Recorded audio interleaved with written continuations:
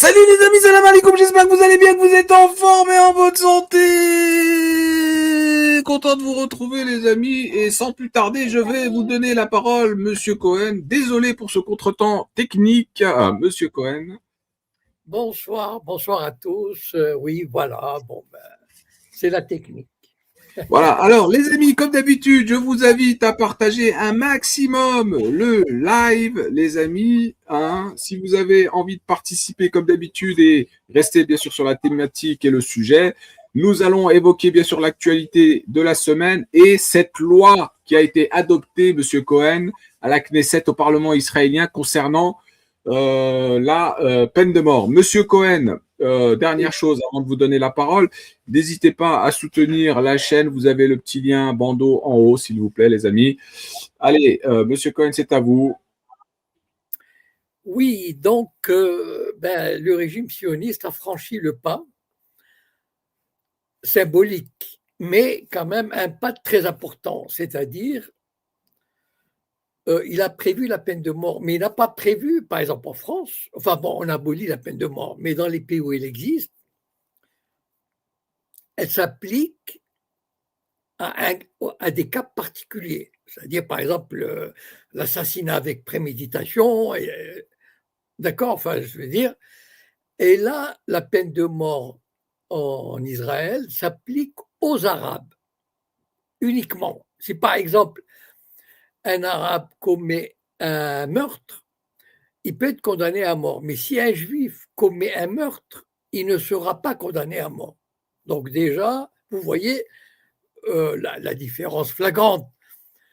D'ailleurs, je me suis amusé à écouter les médias, enfin, pas directement parce que je ne peux pas les supporter, mais disons, quand il y a eu des extraits, par exemple, sur Telegram ou bien relayés par des youtubeurs ou des journalistes, leur gêne, elle était manifeste. Enfin, là, ils étaient vraiment gênés aux entournures parce que comment expliquer, comment justifier ça? Parce qu'ils voudraient bien justifier. Parce que, bon, bien sûr, on peut dire oui, ce sont des actes terroristes, etc. Mais le fait est là.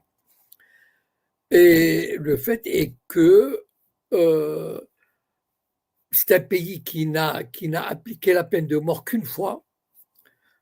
La peine de mort n'existe pas, mais il a appliqué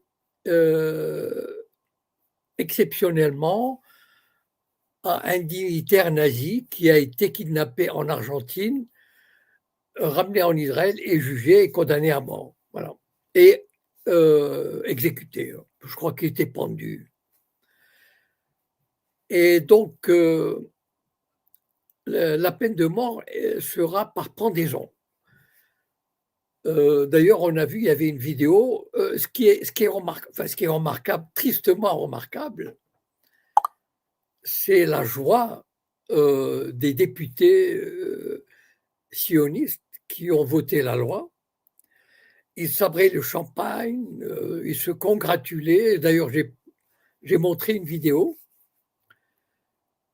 Et pour eux, c'est un grand jour. Et en fait, c'est ce qui est important à souligner, c'est pas le fait qu'ils vont tuer, mettre à exécuter quelques Arabes ou quelques Palestiniens, peut-être une dizaine par an, enfin, je ne sais pas, mais c'est le fait qu'ils aient franchi un pas important. C'est-à-dire, jusqu'à présent, disons, vous savez, les sionistes ont toujours été cruels vis-à-vis des Arabes, d'une cruauté parfois gratuite. Vous savez, les sionistes, imaginez les sionistes quand ils sont arrivés. Les sionistes sont arrivés dans les années 20 et qui ont formé l'ossature du pays, de l'idéologie, de la société. C'était des gens très cultivés, des Occidentaux. Ils venaient surtout d'Ukraine et de Russie, des grandes villes, donc qui avaient tous une formation universitaires, etc., et qui se considéraient comme des éléments les plus libéraux.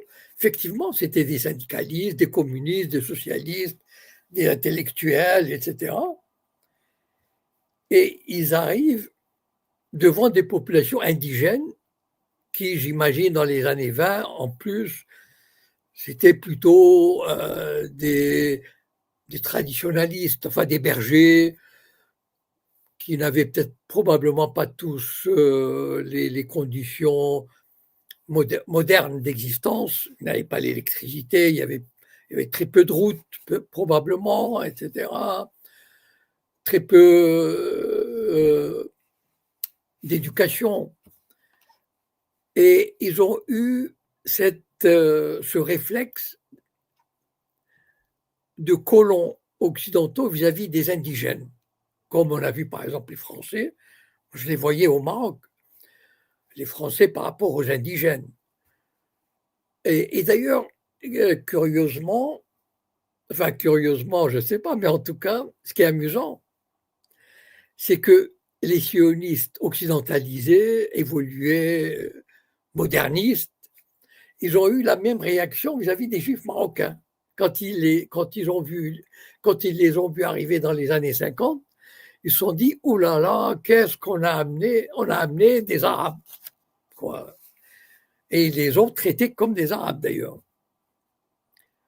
Et donc, ils ont eu ce réflexe d'occidental qui méprise les indigènes. Et ce mépris va s'illustrer dans la manière de leur faire la guerre. C'est-à-dire, les sionistes ont compris très vite que s'ils voulaient un État juif, il fallait liquider d'une façon ou d'une autre les indigènes. Voilà. De préférence en les expulsant, mais on pouvait très bien les assassiner, des civils désarmés, etc. Et donc, c'était dans leur mentalité, dans leur façon d'être, qui va s'exprimer vis-à-vis de ces indigènes, qu'ils pouvaient leur faire n'importe quoi. Et quand il y avait, par exemple, des représailles, quand il n'y avait pas, à une époque, dans les années après les 48, il y a eu ce qu'on appelle un mouvement des fédaïm, c'est-à-dire des résistants palestiniens qui traversaient la frontière. Bon, à l'époque, évidemment, aussi, Israël n'était pas les frontières étaient poreuses et il n'était pas vraiment très bien défendu. Donc, ils arrivaient, certains fédaïm, ils s'appelaient eux-mêmes fédaïm, qui rentraient dans le pays, commettaient un attentat, et les représailles étaient terribles. Notamment, par exemple, entre autres, ces représailles de 1953, par Sharon déjà, qui, je crois que c'était, je n'arrive pas à me souvenir du nom du village arabe sur lequel se sont vraiment vengées les forces sionistes. Et ils ont développé cette théorie qu'avec ces indigènes, il fallait leur faire payer le prix le plus élevé, les terroriser. Voilà. Et donc, c'est rentré dans la mentalité israélienne. C'est-à-dire que, bon, il y a un attentat, on tue un type, par exemple, eh bien, il faut en tuer 50. Donc, ils n'avaient pas de règles. C'est-à-dire, ils avaient beau être des gens sécessionnistes, des humanistes. Ils étaient, bon, dans un sens, ils étaient des communistes, ils étaient très bien. D'ailleurs, c'est ça qui a fait qu'ils avaient trompé les Occidentaux. Je vous rappelle que, par exemple, Jean-Paul Sartre, quand même, qui n'est pas n'importe qui, Jean-Paul Sartre a avalé le discours sioniste. Et en 67, il avait eu peur pour l'État d'Israël qui allait être submergé par les Arabes. Donc, je veux dire, la plupart des intellectuels européens, notamment français, ils ont été bernés par le discours sioniste. Nous sommes un petit peuple, ils vont nous jeter à la mer, il va y avoir un nouvel holocauste, ils ne veulent pas nous laisser vivre en paix, etc. Et enfin, la plupart des Occidentaux ont été bernés. Je me souviens j'étais étudiant en 67, 68 à Paris, et j'avais assisté à une petite conférence à l'époque, il y avait un des très très rares intellectuels anti-israéliens qui s'appelait Maxime Rodinson. Je crois qu'il était juif d'ailleurs. Et il avait organisé, enfin quand je dis une conférence, c'était dans une salle de la fac de droit, on était quoi, 7 ou 8 personnes. Et moi j'étais allé je commençais un petit peu à m'intéresser aux pratiques sionistes sans avoir encore la culture ni la profondeur politique, idéologique pour juger de la nature du sionisme, de ses travers, etc. Mais je commençais déjà à avoir une petite curiosité comme ça et j'étais allé voir Maxime Rodinson. Et c'était presque c'était une réunion extraterrestre parce qu'à l'époque, je veux dire, être contre Israël, ça paraissait absolument démentiel. Voilà. Je vous rappelle que lorsqu'Israël a attaqué les pays arabes, les a vaincus en 6 jours, a pris 5 fois plus de territoire, il y avait une manifestation de 100 000 Français de gauche qui sont sortis défendre Israël. Et ils allaient même organiser des brigades internationales pour défendre Israël. Voilà. Donc, c'est vous dire à quel point ils avaient manipulé. Bon, il y avait le souvenir de la Shoah, etc. Mais ils savaient manipuler l'opinion occidentale. Alors que, dans les faits, je peux vous raconter, par exemple, un acte de cruauté terrible. C'est-à-dire, mais vraiment, ça veut dire que pour les Israéliens, la vie des Palestiniens ne valait rien. Je pense moins que le bétail. Je vais vous raconter un fait historique qui s'est déroulé en 1955 ou 56. Je m'excuse si quelqu'un peut taper sur Google Kafr Qassem, Kafr, K-A-F-R, Qassem, K-A-C-E-M. Je crois que c'était en 55 ou 56. Bon, voilà. Bon, je ne suis pas sûr de la date. Mais le fait est avéré. D'ailleurs, il y a eu même un procès. C'est ça aussi le génie sioniste. Il y avait un officier, vous savez, à l'époque, les Arabes israéliens étaient soumis à la loi militaire. Bon.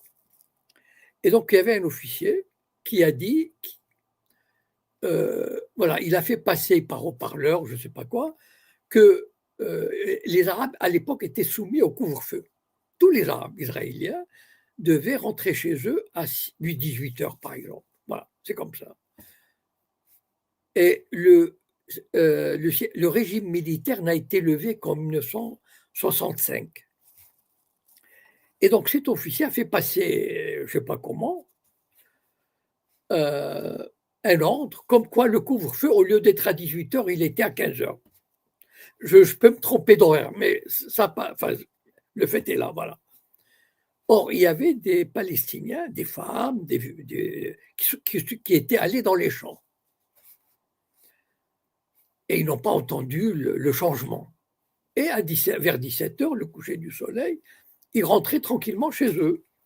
C'était des civils, des penaillés, des paysans, mais vraiment, imaginez ce que c'était l'époque, la tête basse, la soumission, la peur. Et ils rentraient chez eux. Et l'officier a dit, il viole le cessez-le-feu, il a placé les mitrailleuses et il a tué à peu près une cinquantaine de civils palestiniens. une cinquantaine, comme ça. C'est dire la cruauté de ces gens-là. Enfin, je veux dire, pour qui la vie des Palestiniens ne vaut pas même pas le prix, enfin, je veux dire, d'un animal. Enfin, je veux dire, même des chiens, je pense qu'on ne les aurait pas dégommés de cette façon-là. Et c'est ça le génie sioniste. Ils sauvaient les apparences. C'est-à-dire, ils ont organisé un procès où on a dit, voilà, l'officier était coupable, il a été condamné à 10 ou 20 ans de prison, sauf que 6 mois après, le Premier ministre a réduit la peine à 1 an, et 6 mois après, il a été gracié. Voilà. Donc, en fait, il a été responsable de l'assassinat de entre 50 et 60 Palestiniens. Je m'excuse, je suis plus sûr, mais entre 50 et 60. Et donc, en fait, le sionisme commettait ces actes cruels, d'une part parce qu'il détestait les Palestiniens, et surtout, d'autre part, qu'il fallait les terroriser, qu'il fallait leur dire, vous allez voir, si vous vous attaquez aux Juifs, on va vous taper 100 fois plus. Et ils pensaient que, de cette manière, ils allaient les soumettre à un état de terreur qui n'oserait même plus broncher. Et ils ont continué. Donc, en fait, c'est, comment dire, par exemple, il y a quelques 2 ou 3 ans, enfin bon, si vous êtes au courant, mais il y avait un soldat, ils avaient blessé un Palestinien, bon, qui venait de commettre un attentat. Et il était blessé et le soldat l'a achevé. Voilà. Donc, on l'a jugé, bon, il a été condamné à quelques mois, et puis après, bon, ils l'ont relâché.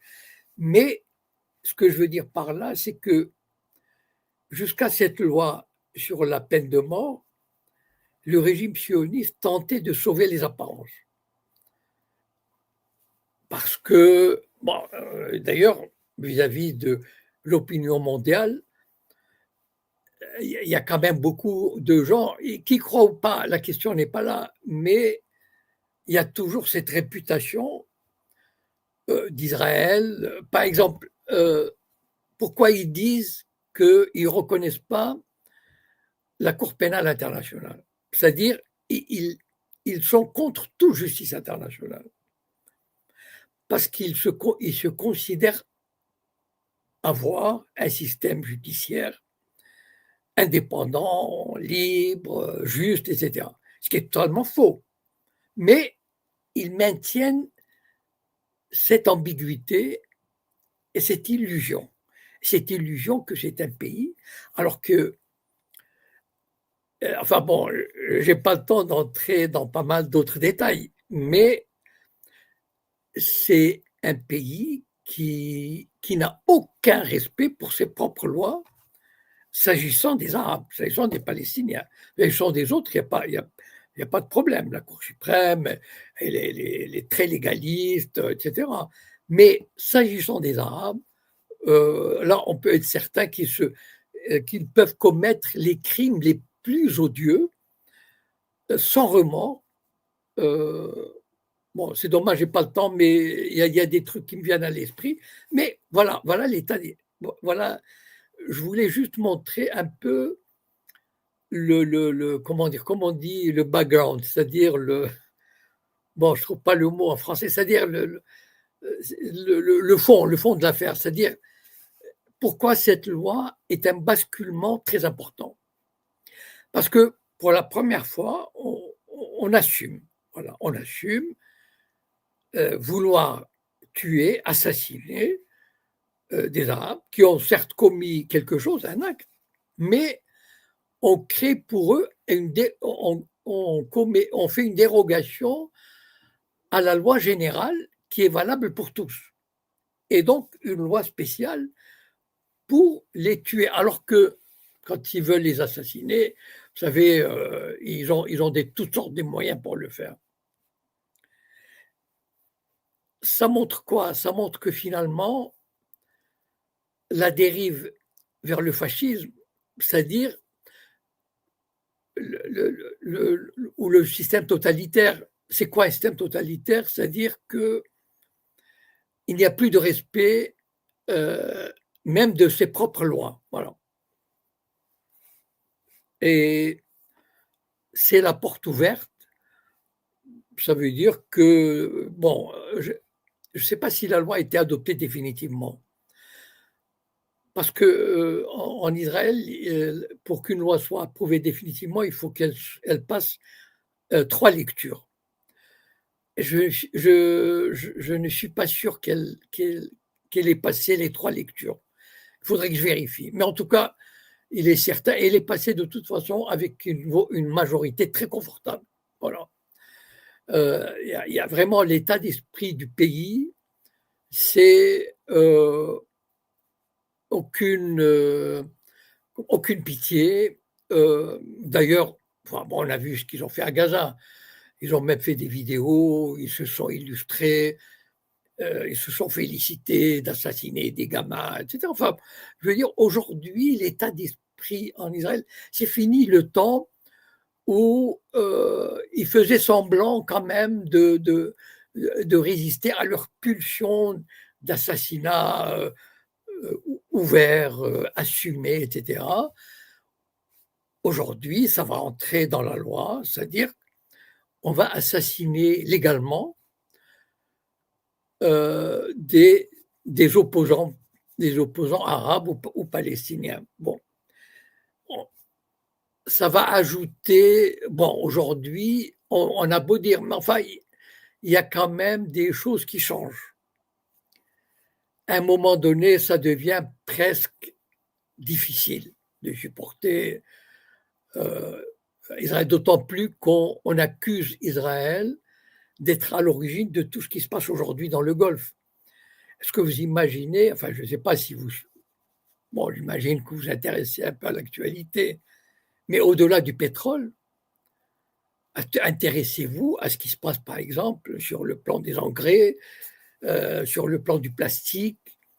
Enfin, il y a des pays qui commencent déjà à rationner le pétrole, enfin, etc. Enfin, on va vers une catastrophe humanitaire et énergétique sans précédent.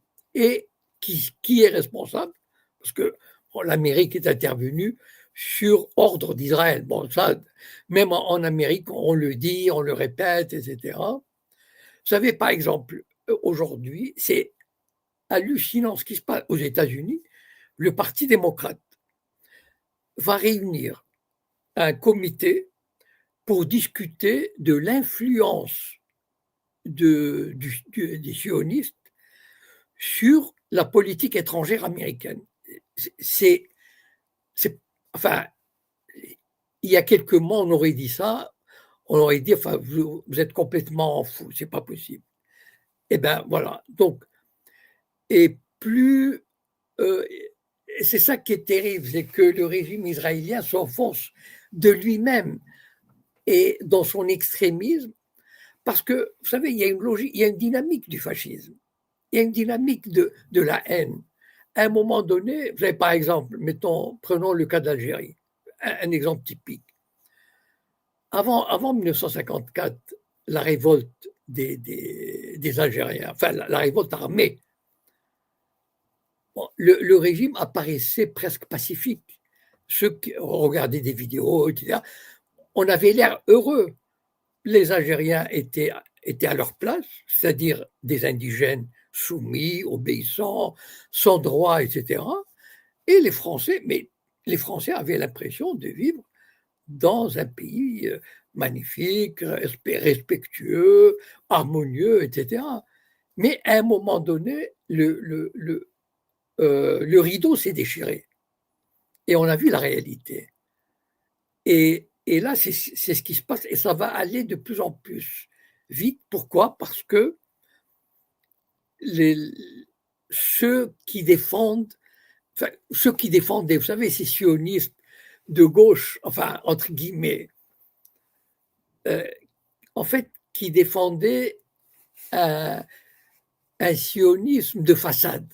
un sionisme démocratique de façade, comme quand Uri Avneri, par exemple, je ne sais pas si vous vous souvenez, il y a des gens qui me disaient, regardez, Uri Avneri, l'ancien ambassadeur, il dit ceci, cela, mais pour moi, ils sont tous pareils. Uri Avneri, je le mets sur le même plan que Ben Gvir. Les gens ne comprennent pas, mais le sionisme, il se présente sous diverses faces pour tromper le monde. C'est ça le problème. Mais aujourd'hui, on voit le vrai visage. Là, il s'exprime dans toute sa brutalité, dans toute sa haine et dans tout son désir, son souhait d'exterminer les Palestiniens. Et c'est ça aussi qui va permettre au monde de réaliser la monstruosité de ce régime. Voilà, merci. S'il y a des questions.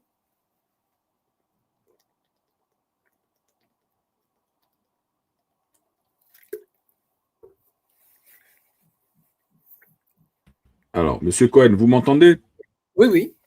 D'accord. Donc, moi, la première question, c'est concernant cette loi qui est passée et l'article que vous m'avez envoyé du journal Time of Israel, où Oui, on voit effectivement une équipe de Parlement là qui est en train de fêter, comme vous l'avez dit tout à l'heure, en train de sabrer le champagne. Ils sont joyeux et tout ça.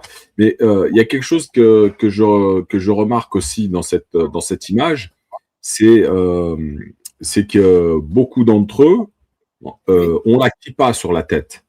oui, Donc ça signifie la kippa, c'est un comment dire un objet que l'on met sur la tête qui signifie qu'on appartient à la religion, du moins qu'on appartient, ou en tout cas qu'on est juif, oui, si je me trompe pas. Hein.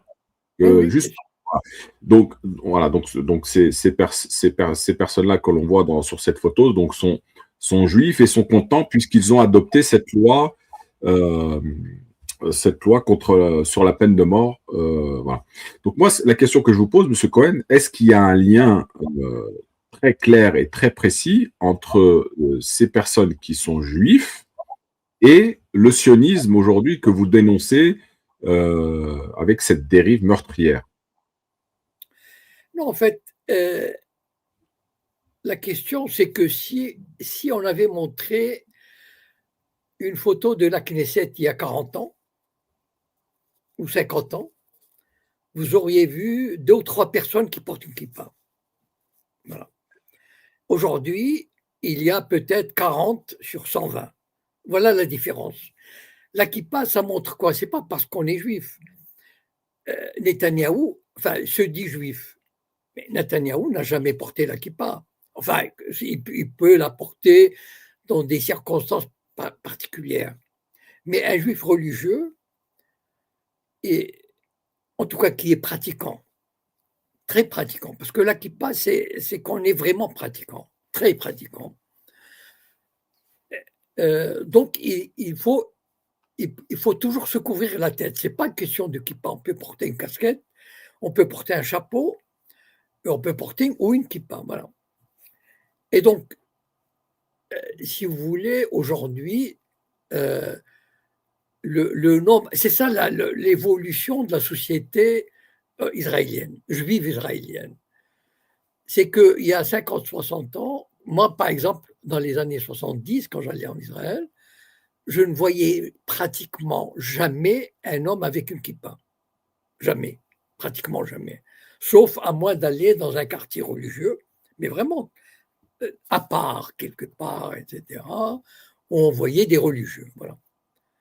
Et petit à petit, moi, la dernière fois, quand j'étais, ça m'avait frappé en 2004. Bon, ça, c'était l'été, les gens sortent le soir, ils se baladent, etc. Ils vont s'asseoir dans un café, manger une glace. Mais quasiment, enfin, je peux pas, enfin, j'ai pas envie de m'avancer, mais c'était pratiquement un homme sur 3, peut-être même sur 2, je ne sais pas, mais mais j'hallucinais tellement.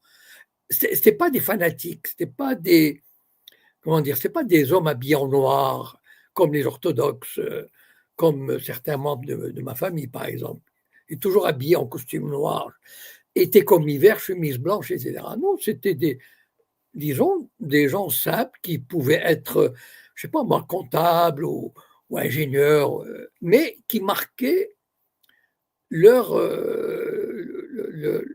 leur degré de religiosité. Voilà. Et donc, ce ne sont pas nécessairement des fanatiques. Les gens qui portent une kippa de cette façon-là et qui sont habillés simplement comme des civils, si on veut, et le lendemain, ils vont au travail, quel que soit leur travail. Ils, ils sont différents des grands orthodoxes, voilà, qui, eux, portent un chapeau, ils ont un costume noir, etc.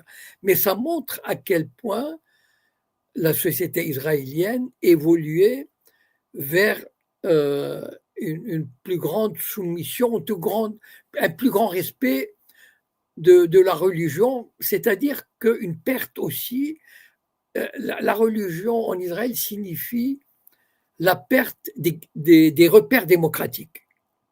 C'est-à-dire, par exemple, si la société israélienne a adopté en 2018 la loi sur la nation du peuple juif, qui établissait un apartheid officiel entre les juifs et les arabes israéliens, ben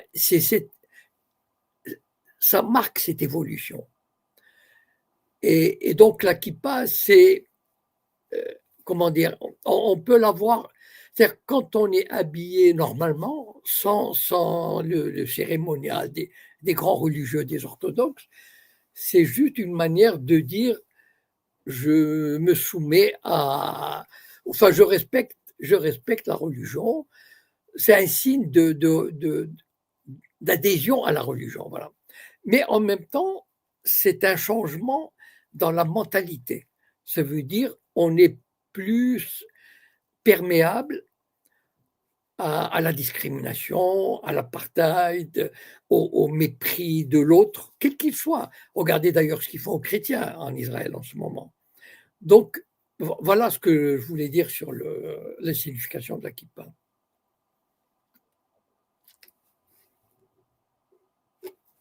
Oui, excusez-moi. Merci, Monsieur Cohen, pour votre réponse. Nous avons un auditeur qui veut poser une question. Monsieur Cohen, Monsieur Sissou, pardon. Monsieur Sissou. Monsieur Sissou. Voilà. Oui, bonjour. Salam alaikum. Alaykoum salam. Bonjour, Salam Wari. Bonjour et salam à notre ami Monsieur Cohen. Je suis désolé, il y a un petit peu de bruit là où je suis. Donc, de toute façon, je ne vais pas trop tarder. J'ai une simple question à vous poser. Et également, je tiens juste à vous remercier, Wari, ainsi qu'à Monsieur Cohen pour votre fabuleux travail. C'est très apprécié. Donc, ma question, Monsieur Cohen, vous voyez donc présentement que l'entité sioniste est prise en étau par le Hezbollah dans le nord, par les bombardements donc iraniens, ainsi qu'il y a récemment donc l'apparition, je ne sais pas si vous en avez entendu parler, donc l'apparition de nouveaux fronts au niveau de la Syrie. Apparemment, c'est confirmé, c'est officiel. Les images circulent énormément sur l'application X. Et la question que je souhaiterais vous poser, Monsieur Cohen, selon vous, qu'est-ce qui empêche également le Hamas de rentrer dans la partie afin de bien de bien faire serrer l'étau sur l'entité sioniste? Et on sait très bien que le Hamas a quand même subi énormément de dommages. Mais ne pensez-vous pas qu'il peut tout de même se relever et saisir l'occasion? Voilà, je vous remercie beaucoup. D'abord, je n'étais pas au courant sur la Syrie. Merci pour l'information. Je vais essayer de m'informer. Parce qu'en fait, je fais une digression et après je répondrai sur le Hamas. Parce que vous avez oublié de mentionner l'Irak. L'Irak est entré, enfin, les mouvements de résistance irakiens font subir aux Américains des dégâts considérables. D'ailleurs, les Américains ont abandonné ils avaient une base phénoménale en Irak. Et ils sont partis d'Irak. Donc, en fait, l'Irak aussi, mentionnait ça, c'est très important, ce pays s'est libéré de l'emprise américaine. Alors, en Syrie, j'imagine que des groupes de résistance attaqueraient les Américains, enfin, dans le nord-est. Mais bon, je vais essayer de m'en informer.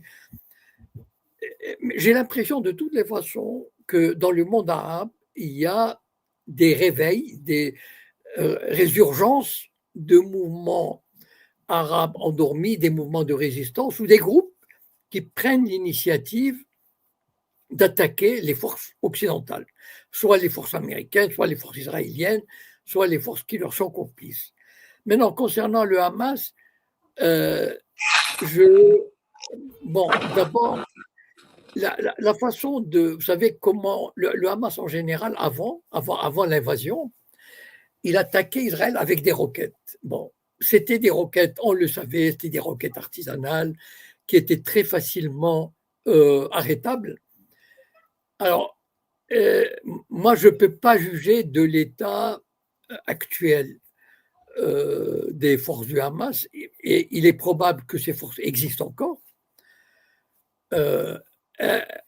Je suppose que si ces forces-là ne sont pas encore sorties, ne sont pas encore montrées, peut-être que, je ne sais pas, elles attendent peut-être un signal, ou bien elles ne sont pas en mesure de le faire. C'est très difficile de juger de l'état de forces résistantes qui sont quand même coincées dans des lieux assez particuliers de la bande de Gaza. J'ai du mal vraiment à porter un jugement rationnel et crédible sur leur état, parce que vous savez que ça fait un moment qu'ils ne se sont pas manifestés, peut-être probablement pour préserver leurs forces, et ils étaient aussi en attente de ce qu'allait faire leur truc de la paix, le Conseil de la paix ou quelque chose comme ça, voilà, qui est tombé à l'eau maintenant de toutes les façons. Mais au moment avant ce conflit, avant cette agression de la coalition, comme on l'appelle, on était en pleine installation de ce Conseil de paix. Et donc, le Hamas était pas en stand-by, ça veut dire en situation d'attente, savoir qu'est-ce qui allait se passer, comment il allait s'organiser, comment il allait affronter tout ça. Et donc, j'imagine que bon, ils doivent évaluer la situation. Et si ça continue, peut-être ils sortiront à l'air libre pour participer aussi. Mais je ne suis pas à leur place, ils ne communiquent pas. Mais à mon avis, dès qu'ils pourront le faire, ils le feront certainement.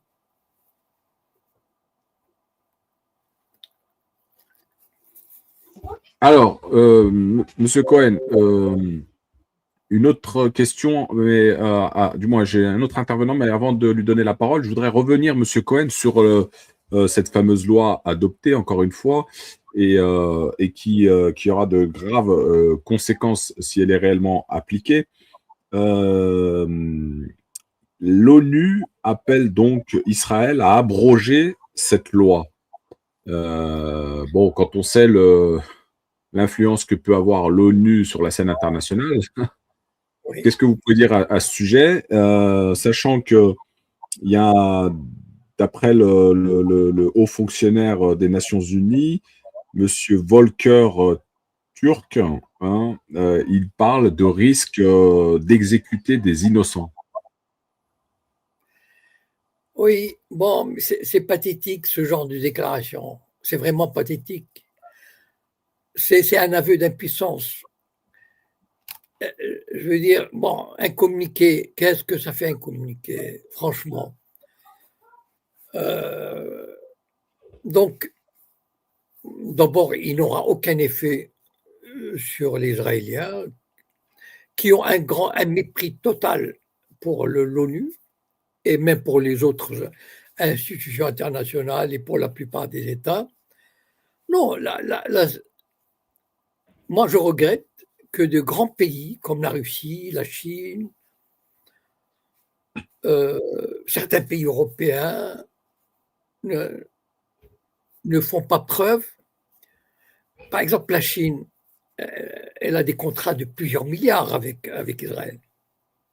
Voilà, bon, ben, à un moment donné, il faut assumer, il faut dire, bon, voilà, je réduis, ok, on ne va pas faire la guerre à Israël, mais on va réduire de moitié ou de 30% ou de 70% nos échanges commerciaux. Il faut montrer une bonne fois pour toutes qu'on est contre. Voilà. On peut pas. Enfin, moi, je trouve qu'il y a des pays, des grands pays, notamment la Turquie, etc., ou l'Azerbaïdjan, enfin, bon, des grands pays qui peuvent. On ne leur demande pas de faire la guerre, bon Dieu, mais quand même montrer, par exemple, réduire de moitié les échanges commerciaux et dire aux Israéliens, ça suffit. Voilà, ça suffit. Mais jusqu'à présent, ben, les pays ne le font pas. Voilà. Là, et on en est là, voilà. Donc, malheureusement, toutes ces déclarations, tout ce qui est communiqué, c'est une expression et d'hypocrisie et d'impuissance. Voilà. Comme on ne peut pas faire grand-chose ou on ne veut pas, eh ben, on fait un communiqué qui n'aura aucun effet. Voilà. Très bien, merci, M. Cohen. Alors, la Médinoise, bonsoir.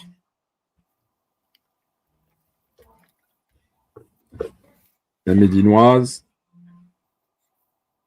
Ah, bon, bah, je crois que la Médinoise est montée par... Ah, si. Bonsoir,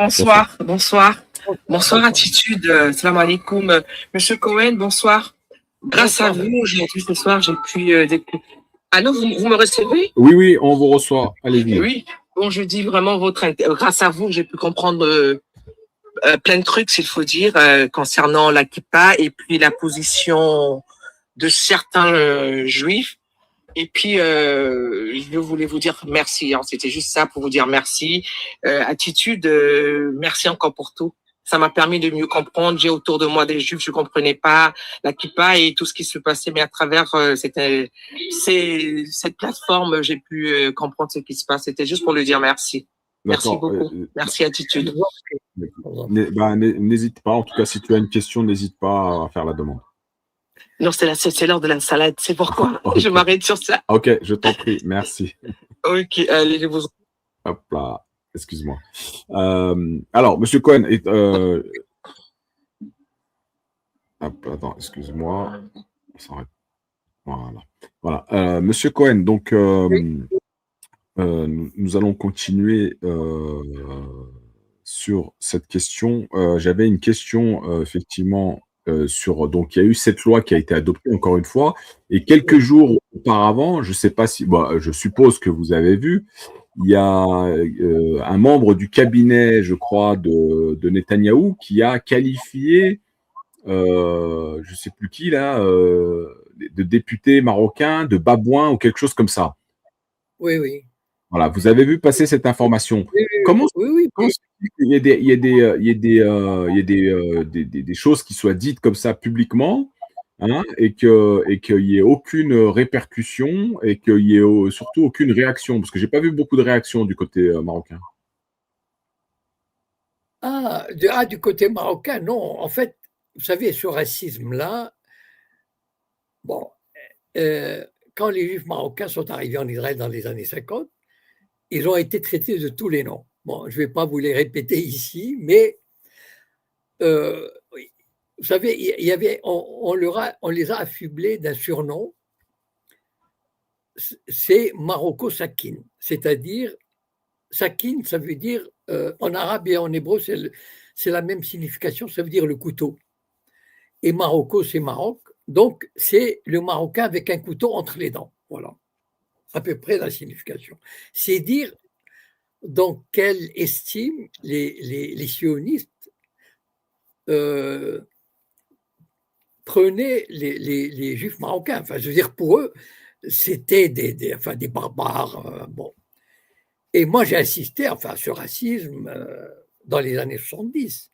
Et petit à petit, c'est vrai que ce racisme diminuait, mais il n'a pas totalement disparu. C'est-à-dire, il reste encore cet état d'esprit que l'Israélien d'origine marocaine, même s'il est né en Israël depuis, je sais pas, 30 ans, 40 ans, même s'il est de la deuxième ou troisième génération, il y a quelque chose d'arabe en lui. Et quand je dis quelque chose d'arabe en lui, ça veut dire que pour l'Ashkénaze, sioniste pur jus israélien, ça veut dire quelque chose d'irrationnel, de comment dire, d'imprévisible. Tout ce qu'on associe avec les Arabes. Et donc, voilà, ce conseiller de Netanyahou, il a eu comment dire, une espèce, vous savez, comme on dit en psychanalyse, je crois que c'est le retour du refoulé. Voilà, c'est-à-dire, quand on se trouve devant des Marocains, bon, on ne leur dit pas ce qu'on pense, mais à un moment donné, ça sort comme ça parce qu'on ne peut pas faire autrement. Voilà. Et donc, mais ça n'a pas disparu, en fait, je peux vous le dire. D'ailleurs, moi, dans ma famille, on me donne des témoignages. Donc, bon, je veux dire, on ne pouvait pas attendre une réaction des Marocains là-dessus. Parce que c'est une affaire interne. Mais en fait, on dit Marocain en Israël parce que ce sont les Juifs du Maroc qui représentent la plus grande part des Juifs arabes, des Israéliens d'origine arabe. Voilà. Parce que c'est la plus grosse communauté qui est partie là-bas et qui a eu aussi, bien sûr, des enfants, des petits-enfants, etc. Alors que les autres, bon, il y a des Yéménites, il y a des Égyptiens, ou des Irakiens, mais en très petit nombre. Donc, en fait, on a tendance à assimiler, quand on parle des Juifs orientaux, on dit des Juifs marocains. Mais c'est une facilité de langage. C'est-à-dire, mais on met dans le même panier tous les Juifs qui viennent des pays arabes. Mais en fait, ça peut être un Juif égyptien, tunisien, voilà. Mais cet état d'esprit n'a pas disparu. Vous savez, quand on a cette mentalité coloniale d'occidental qui a affaire à un indigène, regardez les Français, par exemple. Bon, je veux dire, 60 ans après l'indépendance du Maroc, de l'Algérie et de Tunisie, on ne peut pas dire qu'ils considèrent les Maghrébins comme des égaux. Voilà, quelque part. Je veux dire, bon, bien sûr, ils ne le diraient pas officiellement, ouvertement. C'est interdit par la loi. Mais enfin, voilà, vous savez ce qu'ils pensent. Donc, et ils le disent d'ailleurs parfois. Et en Israël, c'est la même chose. Hein. Ils ont beau être juifs, enfin, mais quelque part, il y a toujours ce mépris viscéral, voilà, parce que c'est comme ça de l'arabe. Et puis en plus, vous savez qu'en Israël, pour ceux qui parlent arabe, ils vont me comprendre, ils vont comprendre ce que je vais dire. Il y a deux manières de parler hébreu, et vraiment très distinctes, très prononcées. Les Ashkénazes, les sionistes qui viennent d'Europe, jusqu'à aujourd'hui, c'est une règle valable. Donc, les sionistes ashkénazes qui sont venus ou qui sont nés là-bas en Israël, ils parlent un hébreu un peu, comment dire, occidentalisé, européanisé. Voilà. Alors que les Juifs marocains, même en troisième génération, ils parlent un hébreu arabisé. Par exemple, bon, pour ceux qui connaissent un peu, par exemple, en arabe et en hébreu, il y a le son ha. D'accord? Bon. Les Ashkénazes, les Juifs d'origine européenne, ils ne peuvent pas prononcer ha. Ils ne peuvent pas. Donc, ils disent ha. Voilà. Alors que le Juif arabe, l'Israélien arabe, il va dire ha. Et donc, quand il parle, on sent tout de suite que, et ça fait, comment dire, quand un Juif arabe ou un Marocain parle l'hébreu, eh ben, ça fait comme, comment dire, on sent l'arabe, si vous voulez, enfin bon, sans être péjoratif. Et donc, il y a pas mal de petites choses comme ça qui font que les Israéliens ressentent la différence. On sait à qui on a affaire. Voilà. Et donc, quand on sait à qui on a affaire, le vieux réflexe ressurgit. Il n'a jamais disparu. Voilà. C'est-à-dire que le juif européen, d'origine européenne, va ressentir disons, ce léger mépris parce que envers l'Israélien d'origine arabe, même s'il est né là-bas, etc., parce que quelque part, dans son inconscient, il l'assimile à un arabe, voilà, avec tous les défauts qu'on attribue aux arabes. Et c'est pour ça d'ailleurs que moi, quand j'ai lu ça, ça ne m'a pas du tout étonné, parce que c'est quelque chose qu'on essaye de ne pas dire, parce qu'il ne faut pas dire certaines choses, mais en fait, à un moment donné, ben, ça sort, parce que c'est ce qu'on pense, et plus on essaye de le refouler, et plus vite ça sort. Voilà. Ok, merci, M. Cohen. Est-ce que vous pensez qu'il va être limogé, ce membre du cabinet là?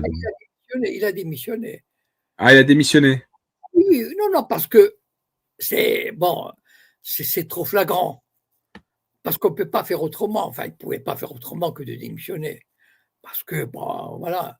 Même si je suis sûr que Netanyahou, il doit penser la même chose, puisque lui aussi, c'est un Ashkénaze. Mais il y a quand même un électorat. Vous savez, les Juifs marocains, enfin d'origine marocaine, à 70%, ils votent pour Netanyahou, ou 80%.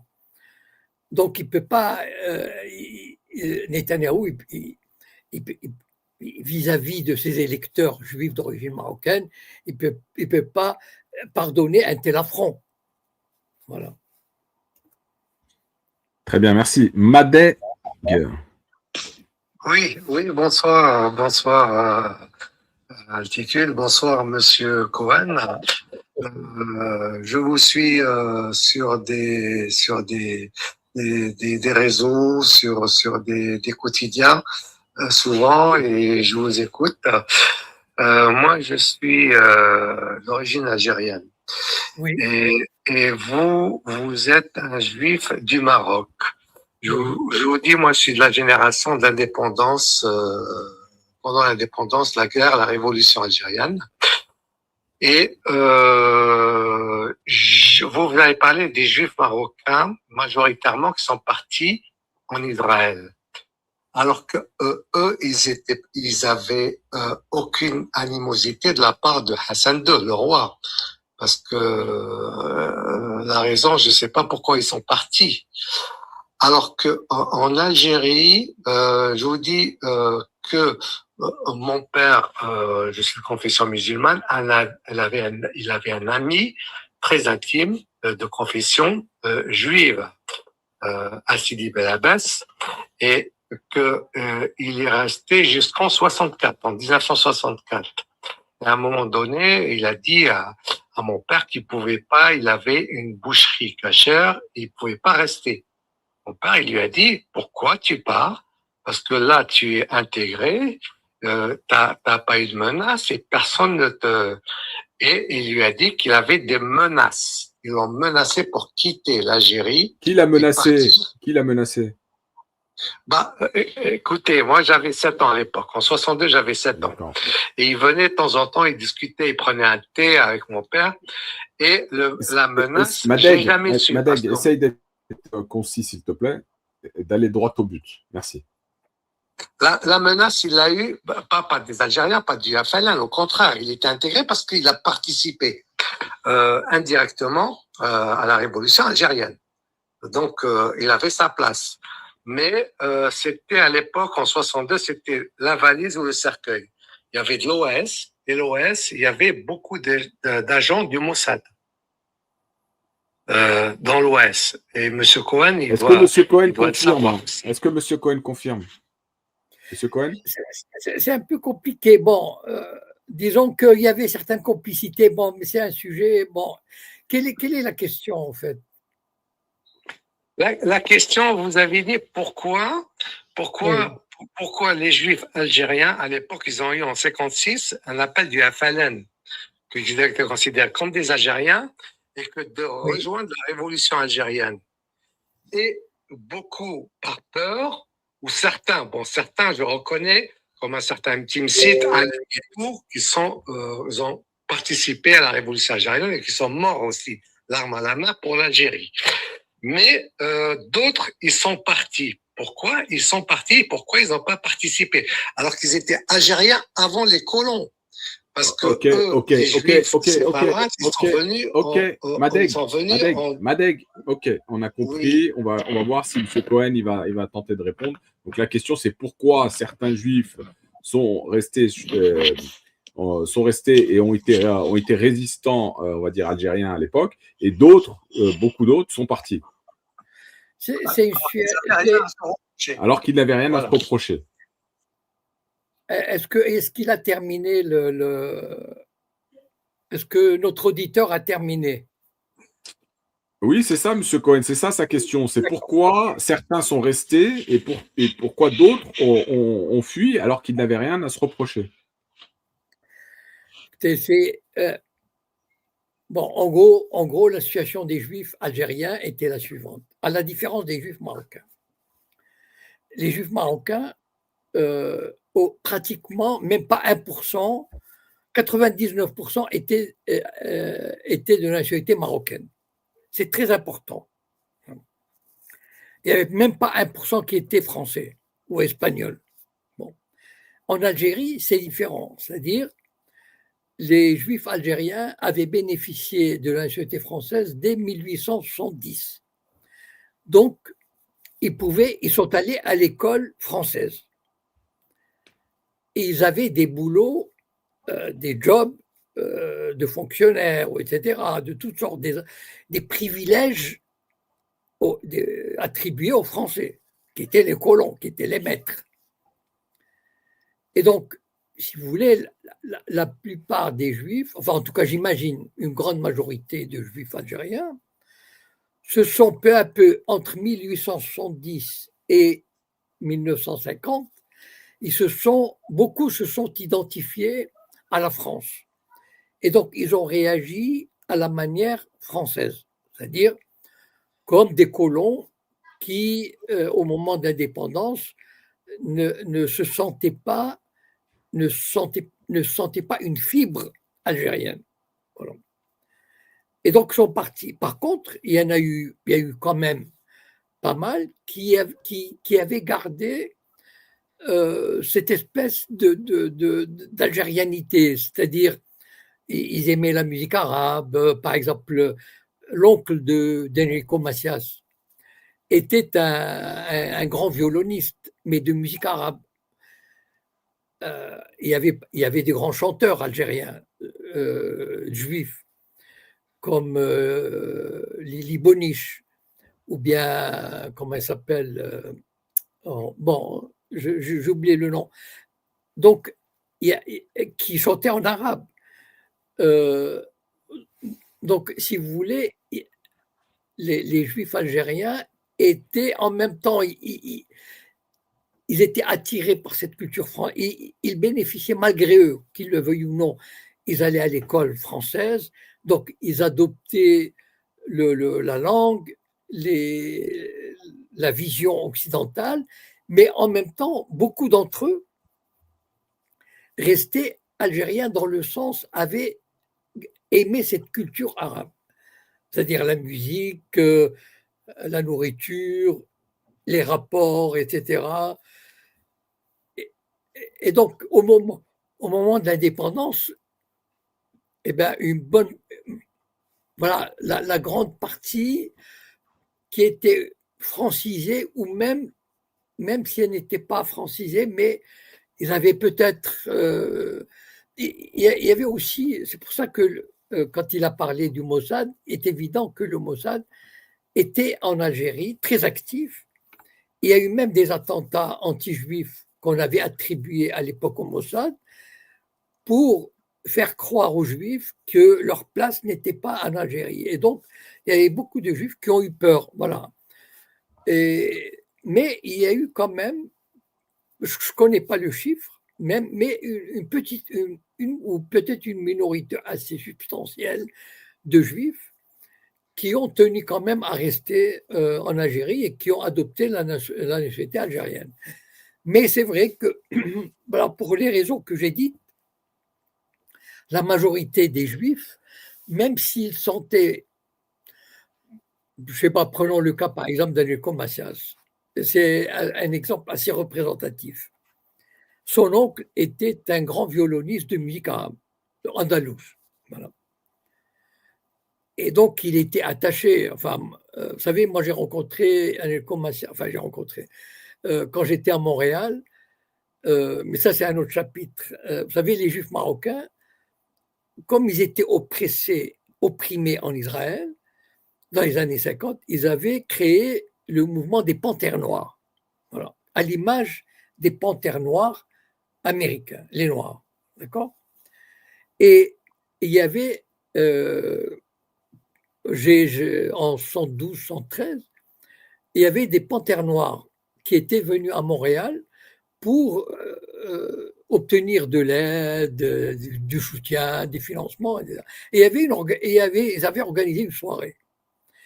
Et j'étais là, voilà. Je ne sais pas, je ne me souviens plus comment j'ai pu me retrouver là. Et Enrico Macias, qui donnait un concert, il était venu. Et il a joué des morceaux de l'oud, mais c'était exceptionnel. C'est un joueur de oud, mais on sent la fibre arabe. Moi, j'étais, mais vraiment, vous savez, on le voit jouer comme ça, on a l'impression, enfin bon, il se débrouille, enfin, il fait pas beaucoup. Mais ce soir-là, il s'est lâché. Et donc, ces Juifs, je suis sûr que beaucoup de Juifs algériens qui avaient cette fibre algérienne, on le sent, vous savez, c'est quand ces Juifs algériens, marocains écoutent la musique arabe, orientale de chez eux, ils en pleurent presque, tellement ça les remue à l'intérieur. Donc même à Montréal, donc ces Juifs algériens, bon, ils ont fait un choix, voilà. Donc en fonction des critères que je viens d'énoncer, bon, la majorité en fait un choix. Puis l'époque était quand même, bon, c'était une époque assez difficile, voilà, disons. Mais ils ont gardé quand même cette fibre. Et par exemple, Lili Bonich, je ne sais pas, jusqu'à il n'y a pas, enfin, je parle des années 80, 90, il faisait des concerts à Paris, il faisait ça le comble. Donc, voilà à peu près ce que je peux dire sur les Juifs algériens. Mais sur les Juifs marocains, j'ai fait des vidéos et j'invite l'internaute à les regarder parce que ce n'est pas le sujet de ce soir. C'est un sujet qui peut nous prendre pas mal de temps. Voilà. Très bien, merci Monsieur Cohen. Alors on va revenir un petit peu sur l'actualité et cette guerre au Moyen-Orient avec l'Iran, hein, et les dégâts que ça cause sur le terrain économique, hein. D'ailleurs, je vais vous demander à vous, Monsieur Cohen, vous suivez un petit peu, je suppose. Qu'en est-il? Moi, je regarde un petit peu sur les réseaux, je vois des images de bombardements massifs, hein, pas de bombardements, pardon, de salves de missiles qui arrivent en Israël. Est-ce que vous avez des informations? Non, il y a une censure terrible. Vraiment, c'est même, enfin, moi, j'écoute par exemple des observateurs américains, des analystes américains, ils sont impressionnés par la censure israélienne. C'est incroyable. C'est presque, enfin, c'est une censure de fer. Voilà. Mais bon, ils ne peuvent pas empêcher le fait que des salves sont tirées, qui font des dégâts, etc. Mais on ne sait pas vraiment enfin, en tout cas, moi, j'arrive pas à savoir on sait qu'ils touchent. D'ailleurs, aujourd'hui, ils auraient touché un aéroport militaire et ils ont détruit pas mal de F-35. Voilà. Alors, j'ai entendu vraiment ça de deux sources assez crédibles américaines, mais sans montrer d'image. Voilà. Donc, et en fait, il y a une gradation dans les frappes iraniennes. Au début, c'était bon, ils avaient envoyé des tas de vieux missiles, etc., pour épuiser les intercepteurs. D'ailleurs, enfin, des rapports que je vois, c'est que les Israéliens vraiment commencent à manquer dramatiquement, enfin, on peut dire, d'intercepteurs. C'est-à-dire qu'aujourd'hui, quasiment, le ciel israélien, il est ouvert aux missiles iraniens qui peuvent frapper presque. Enfin, en tout cas, c'est l'impression que j'ai des reportages que j'écoute. Ils peuvent frapper presque n'importe où et n'importe quand et comme ils veulent. Voilà. Alors, jusqu'à quand ça va durer, je ne sais pas. Ça veut dire que le régime sioniste, on voit mal qu'il puisse admettre une défaite. C'est comme Trump d'ailleurs. C'est une fuite en avant. C'est-à-dire que au lieu de dire, bon, voilà, on avait pensé, il avait fait un speech il y a 2 soirs, Trump, enfin certains pensaient qu'il allait dire, bon, vu les dégâts que ça cause, etc., humanitaires, on va arrêter, on va trouver une solution. Et là, ils viennent de bombarder un pont très important à Téhéran, qui relie Téhéran en tout cas un pont très important. Et donc, les Iraniens vont en dresser une liste de ponts qu'ils vont détruire dans la région.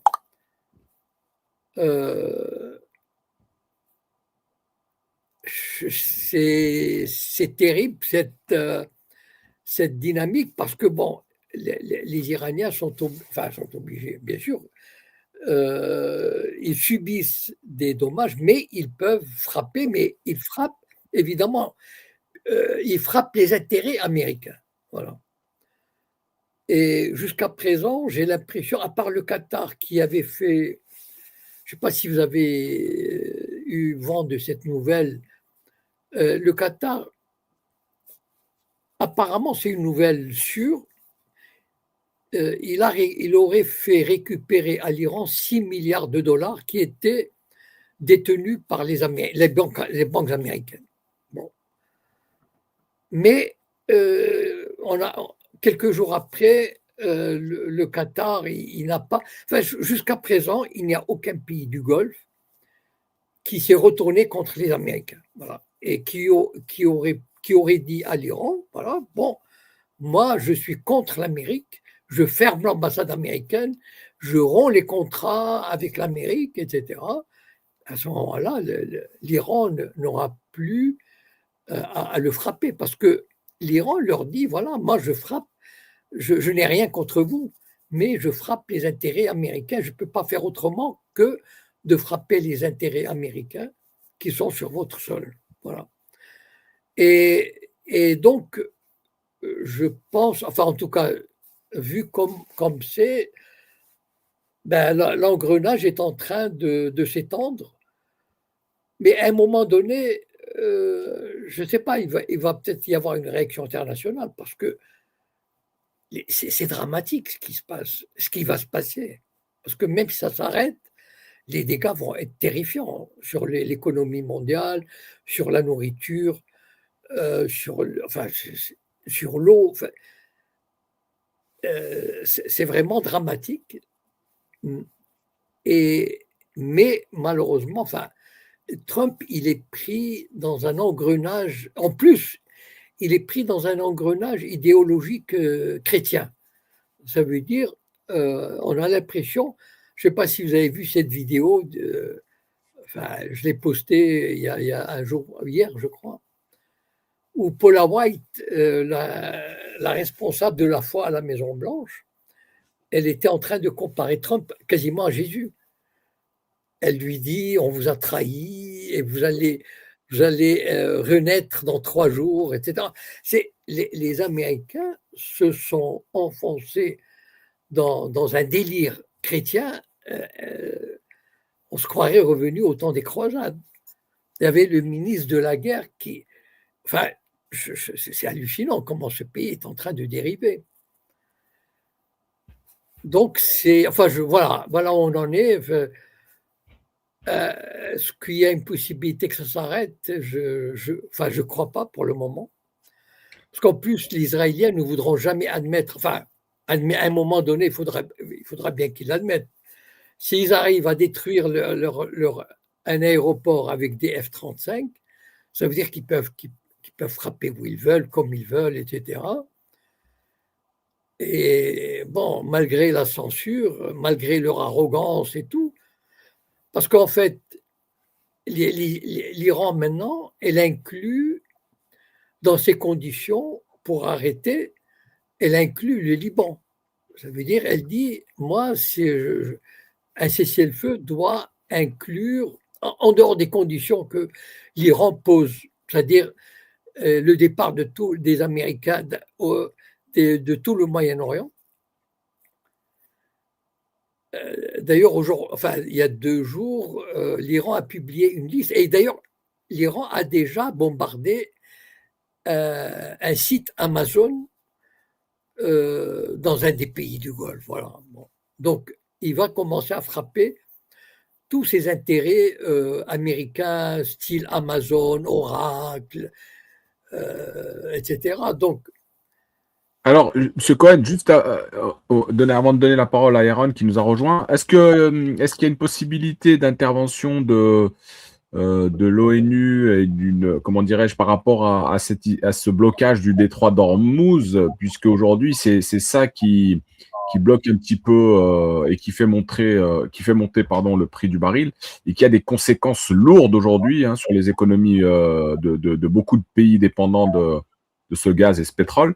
Est-ce qu'on peut voir une résolution là tomber et donner autorisation à une puissance, une alliance de pays pour faire le nécessaire pour débloquer ce détroit? Non, elle sera, ils l'ont dit, ça, au moins la Russie et la Chine opposeront leur droit de veto.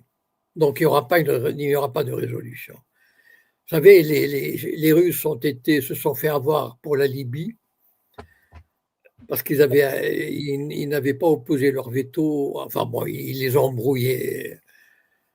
Mais là, de ce que j'ai entendu, il y a eu une discussion entre le ministre des Affaires étrangères iranien et Lavrov, et donc ils ont dit que la Russie mettra son veto à toute résolution qui permettrait une intervention. Ah, mais de toutes les façons, quel pays va vouloir envoyer des navires dans le détroit alors que les navires américains se sont éloignés à plus de 700 kilomètres. D'accord? Tous les navires américains se sont éloignés à plus de 700 kilomètres, tellement ils ont la trouille de se faire descendre. Voilà. Donc, quel pays oserait envoyer des navires qui vont, vu l'état, vous savez, on a voulu croire que l'Iran n'avait pas ou allait être à court de missiles, d'armement, etc., et de volonté. Or, aujourd'hui, on se rend compte que c'est tout à fait l'inverse qui se passe. Et même sur le plan politique et idéologique, ça a été une erreur terrible, dramatique. C'est-à-dire d'avoir cru que le système allait s'écrouler, alors qu'aujourd'hui, ça se voit, il y a des manifestations dans toutes les villes. Les gens sortent par dizaines de milliers dans les rues, etc. Et il y a des millions d'Iraniens qui appellent pour s'engager dans l'armée. Donc en fait, voilà, l'Iran a retrouvé un élan nationaliste extraordinaire, fabuleux. Voilà. C'est un pays qui a compris qu'on veut le détruire, on veut l'annihiler, on veut le soumettre. Eh bien, c'est un peuple qui est prêt à payer n'importe quel prix pour se sauver et pour résister et non seulement il résiste, mais il donne des coups terribles à l'Amérique et à Israël et à ses voisins. Et donc, on verra qui va s'épuiser en premier. Voilà. Ok, merci, M. Cohen. Alors, Aaron, salam alaikum. Salam alaikum, altitude. Salam, M. Cohen. Bonsoir, M. Cohen. J'aimerais ne pas être redondant. Altitude, juste une petite question avant. Est-ce qu'il y a une question sur la peine de mort là, qui a été appliquée, qui a été mise en place par Israël, a été posée ou pas? On a évoqué ça au début du. On a parlé pendant une demi-heure de ça. Voilà, mais si tu as une question là-dessus, vas-y, on va voir si M. Cohen. Non, moi j'aimerais savoir par rapport à ça, excuse-moi, parce que j'ai pris le live en cours, mais cette peine de mort discriminatoire concernant un peuple, est-ce qu'il n'est pas temps aux États d'arrêter ce soutien à Israël dans le cadre du droit international, dans le cadre des conventions internationales, cette peine de mort qui ne s'applique, en sachant que la peine de mort en Israël n'est plus, et je crois qu'elle existe, mais elle n'est pas appliquée depuis 1962.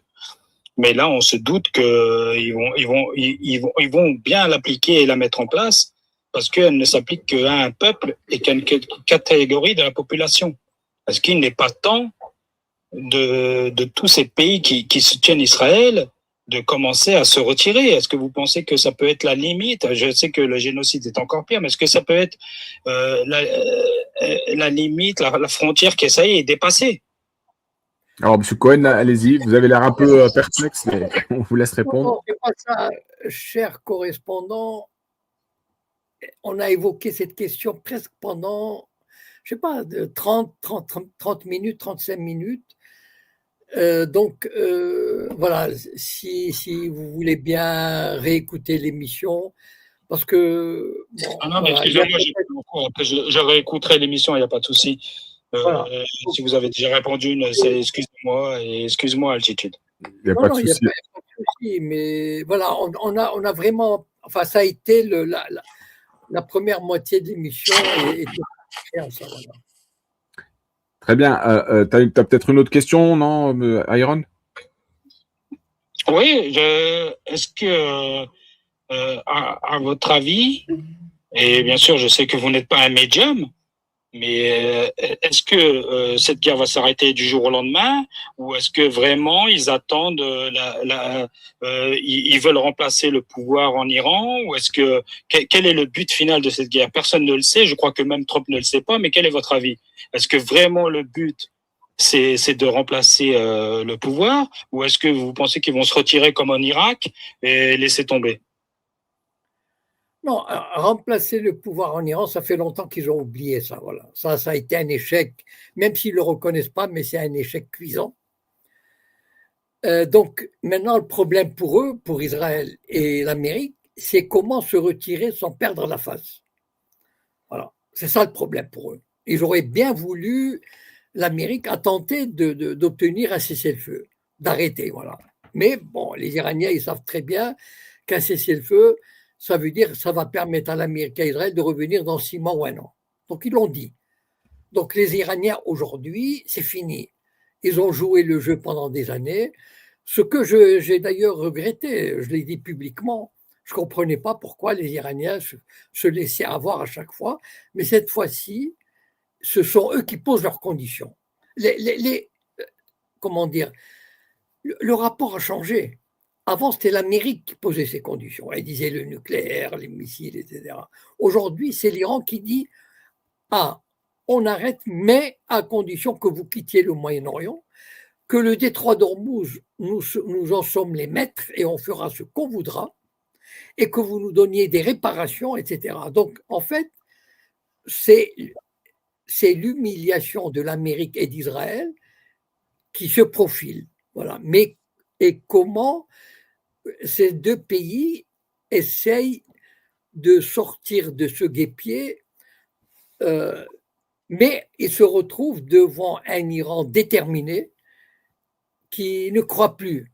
Et aujourd'hui, l'Iran renvoie les États-Unis, parce qu'ils ne discutent même pas avec Israël, mais renvoie les États-Unis avec mépris, et ils leur disent: on vous connaît, ce n'est pas la peine, vous nous avez trompés à 2 reprises, on ne veut même pas discuter. Il y a eu des tentatives, des dizaines de tentatives, en passant par la Chine, par le Pakistan, rien à faire. Voilà. Donc en fait, l'Iran attend que l'Amérique accepte la défaite, voilà, et se soumette aux conditions. Je ne vois pas comment ça peut se terminer autrement. C'est-à-dire, Trump, il s'est lancé dans une guerre de destruction. Enfin, il avait normalement, il aurait dû être inquiété par la Cour pénale internationale pour crime de guerre. Enfin bon, il avait dit: nous allons tout détruire en Iran, on va le ramener à l'âge de pierre. Enfin, franchement, c'est bon. Mais les Iraniens sont prêts à tout, parce que les Iraniens savent que s'ils sont vaincus, ils deviennent les esclaves des Américains. C'est-à-dire, on va diviser le pays, on va les humilier, on va leur prendre leur pétrole, etc. Et les Iraniens ne veulent pas.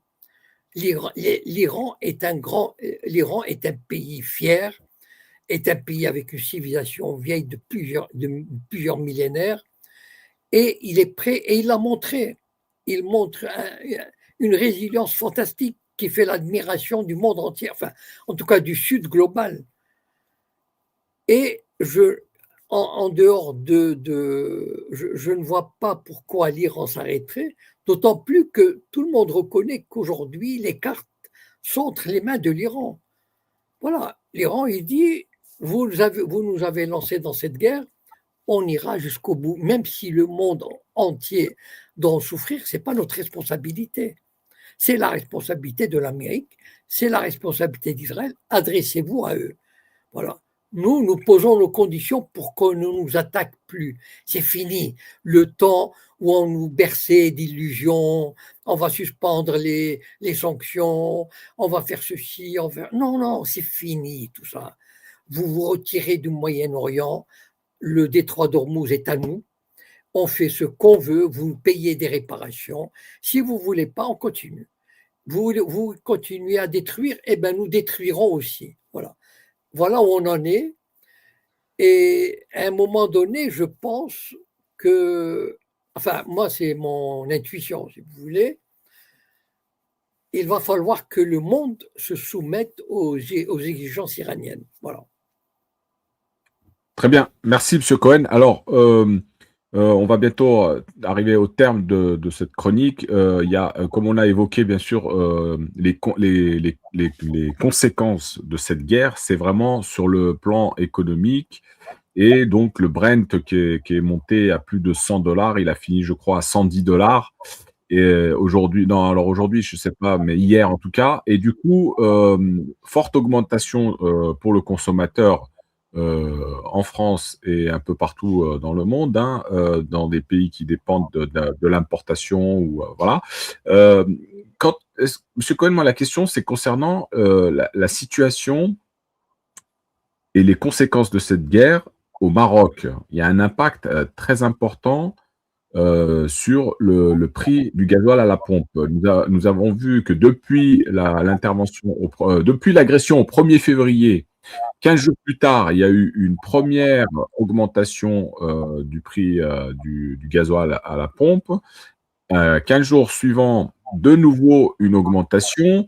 Apparemment, les stocks sont en train de diminuer et quand on connaît effectivement, alors les conséquences sont un peu les mêmes en France, on le voit, le prix à la pompe est très élevé, c'est compliqué pour tout le monde, mais il y a quand même un pouvoir d'achat qui est un peu plus important et qui permet donc de continuer à aller mettre du gasoil. Mais par contre, au Maroc, avec un SMIC estimé à peu près 300-400 euros, comment on fait là? C'est compliqué, monsieur, pour la population. Est-ce que le gouvernement marocain va réussir à mettre en place des dispositifs pour justement aider les populations? Je dois reconnaître que je ne suis pas tellement l'actualité au Maroc, enfin, dans ces détails-là. Donc, je sais pas. Je sais pas. Voilà, je veux dire, le Maroc, comme tout pays importateur, ben, sa facture va monter énormément. Ça veut dire, ben, ce sont des milliards de dollars. C'est pas. Et donc, eh ben, je ne sais pas, peut-être. Vous savez, j'ai lu qu'un pays asiatique, il avait pris des mesures draconiennes. Je ne sais plus lequel. Je crois que c'était les Philippines ou la Malaisie, je ne sais plus. Genre, on peut pas circuler un jour sur deux. Enfin, bon, vraiment des mesures comme ça. Donc, peut-être que le Maroc sera amené, comme tout pays importateur, à un moment donné, puis, et puis le système de transport routier est très important au Maroc.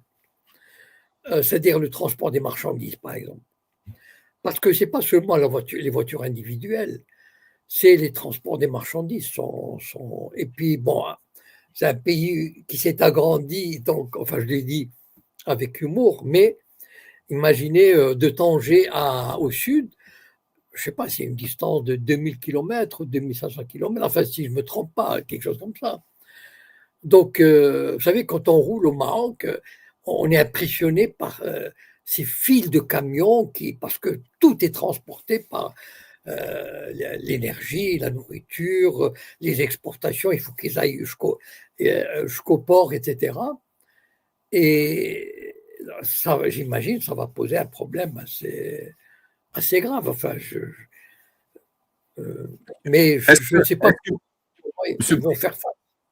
Alors, est-ce que M. Cohen, le Maroc est en train de payer un petit peu ses choix et ses orientations politiques, dans le sens où je parle par rapport à son voisin de l'Est, hein, l'Algérie, hein, qui, par le biais du pipeline qui transitait par le Maroc et qui allait jusqu'en Espagne, le Maroc bénéficiait de ce gaz ou de ce pétrole un petit peu à moindre prix. Et malheureusement, à cause des problèmes relationnels et des ruptures diplomatiques entre les deux pays, ben aujourd'hui, c'est un peu compliqué. On connaît bien sûr les raisons pour lesquelles il y a ces ruptures. Entre autres, il y a la question du Sahara occidental et bien sûr le fait d'avoir normalisé avec l'antitétionniste et puis aussi d'avoir laissé intervenir ce fameux ministre depuis le territoire marocain et qualifier l'Algérie comme État ennemi. Donc, le Maroc aujourd'hui paye un petit peu tout ça, non? Non, en fait, le problème du Maroc, bon, avec l'Algérie, il est déjà, enfin, ça fait 20 ans ou 30 ans qu'il y a un blocage. En fait, le problème du Maroc va venir comment dire, de l'appauvrissement, enfin en tout cas des pays du Golfe. Parce que le Maroc était le chouchou des pays du Golfe. Moi, je me souviens quand j'étais assistant à la fac, il y avait toujours il y avait aussi cette boutade. On disait à la fin du mois, si les fonctionnaires sont payés, c'est grâce à l'argent saoudien. Voilà. C'est-à-dire vraiment, l'Arabie saoudite était là, les pays du Golfe ils aidaient le Maroc à chaque fois qu'il y avait vraiment un souci.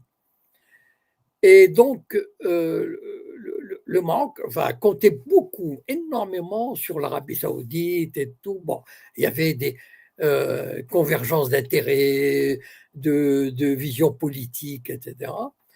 Et là, le problème du Maroc, c'est qu'il ne peut plus compter sur l'appui financier, pétrolier, etc., de l'Arabie saoudite et des pays du Golfe en général. Et qui était très, très important. On n'imagine pas à quel point ces pays du Golfe étaient vraiment constitués quasiment une source vitale pour le Maroc. Et donc, l'effondrement de ces pays, parce que bon, c'est fini. Hein. D'ailleurs, même l'Égypte va connaître des problèmes. Parce que la générosité saoudienne, la générosité des Émirats arabes unis, etc., était proverbiale vis-à-vis de ces pays. Et maintenant, c'est fini, les robinets vont se fermer. Et donc, moi, je vois le problème, je le vois plutôt, parce que bon, avec l'Algérie, bon, le problème était déjà là depuis pas mal d'années, donc je vois pas de solution. Et donc, ça change pas grand-chose. Mais en fait, et puis, il date pas de 2 ans, ça date de je sais pas combien, 10, 20 ans, alors que le Maroc, il va se sentir, vraiment, ça va être douloureux lorsque les pays du Golfe ne vont plus avoir d'argent à donner. Et moi, je suis sûr que même la normalisation a dû être, même le Sahara occidental d'ailleurs, et la normalisation ont dû être financées largement par les pays du Golfe. Même, par exemple, les projets maroco-israéliens de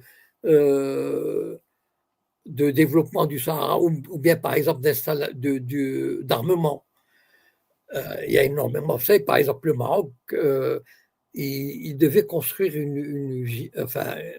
un truc pour fabriquer des drones qui fait, je pense, de l'ordre de 2 ou 3 milliards de dollars.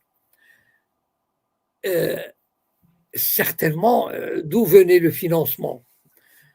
Donc, tous ces financements, c'est ça, moi, je pense plutôt à cet aspect de source de financement qui va se tarir, parce que avant, les pays du Golfe distribuaient, bon, à leurs amis, bien sûr, mais distribuaient les milliards par dizaines. Enfin, moi, je sais que le Maroc était vraiment le chouchou de ces pays du Golfe. Et là, bon, c'est fini.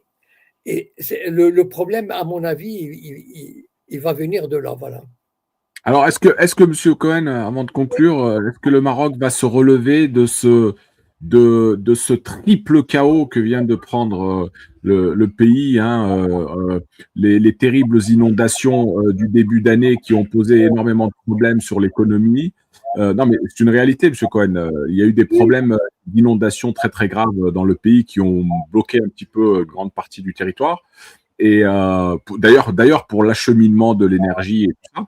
Et le second chaos, c'est l'humiliation lors de la Coupe d'Afrique des Nations, hein, avec cette défaite en finale face au Sénégal.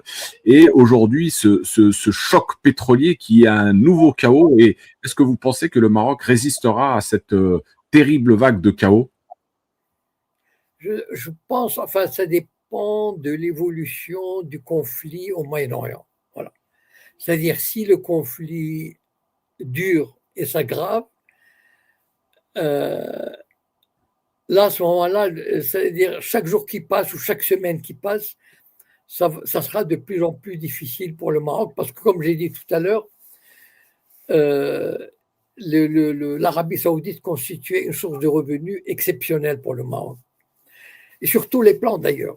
Et donc, si les États du Golfe, enfin, si on arrête les frais là, enfin, assez vite, le Maroc pourra compter sur une aide, mais pas comme avant, mais en tout cas, mais sinon, si tous les pays, et d'ailleurs même les autres pays comme l'Espagne, la France, etc., vont connaître des difficultés, et, le Maroc, je ne sais pas comment.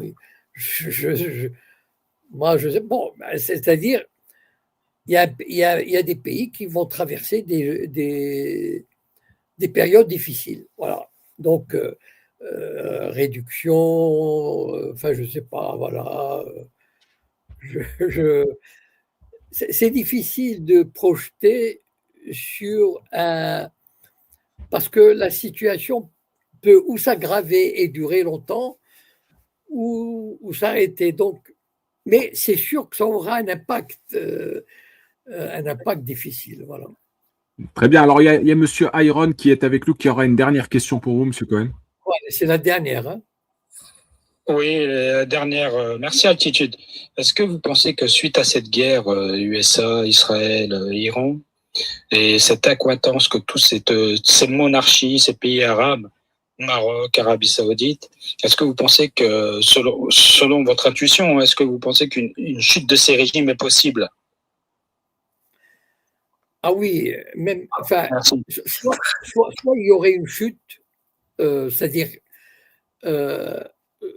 des régimes, peut-être un coup d'État ou des révoltes populaires, soit peut-être, moi, ce que je pense plutôt, des régimes exsangues, c'est-à-dire qui n'ont plus à leur disposition ces centaines de milliards avec lesquels ils construisaient des villes comme Dubaï, etc. Tout ça va s'effondrer.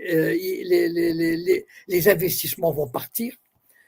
Le tourisme va partir. Le pétrole, même s'ils reprennent une bonne partie de leurs ressources, a été tari. Le Qatar, par exemple, a perdu au moins 30 ou 40% de ses exportations de gaz. Donc, ça va être je ne sais pas combien de centaines de milliards en moins. Donc, ces pays vont s'appauvrir. Ils vont plus jouer le rôle qu'ils jouaient. Et probablement, même ces monarchies, à mon avis, leurs jours sont comptés. Enfin, à mon avis, hein, parce que c'est quoi ces régimes? Elles reposaient, elles étaient défendues par des troupes, pas étrangères, mais des troupes, des mercenaires, voilà, des troupes, des gardes prétoriennes, voilà. C'est-à-dire, vous savez, ces régimes qui font venir des dizaines de milliers de soldats qui ne viennent pas du peuple, qui sont conseillés par les Américains, par les Israéliens, etc., comme une force étrangère qui domine, qui maintient le peuple sous domination. Et ça va disparaître. Et tout ce fric qu'ils dépensaient, tout ce fric qu'ils distribuaient aussi, parce que tous ces Saoudiens, ils ne travaillaient pas, ceux qui avaient la nationalité saoudienne, la nationalité qatari, ils faisaient travailler des Indiens, toutes sortes de monde. Leur sécurité était garantie par des mercenaires étrangers. On faisait venir des techniciens pour tout, pour faire voler des avions, pour maintenir les ingénieries, etc. Donc, tout ça va disparaître. Et donc, ces régimes en plus, vont perdre au minimum 50% de leurs revenus, sinon plus, etc.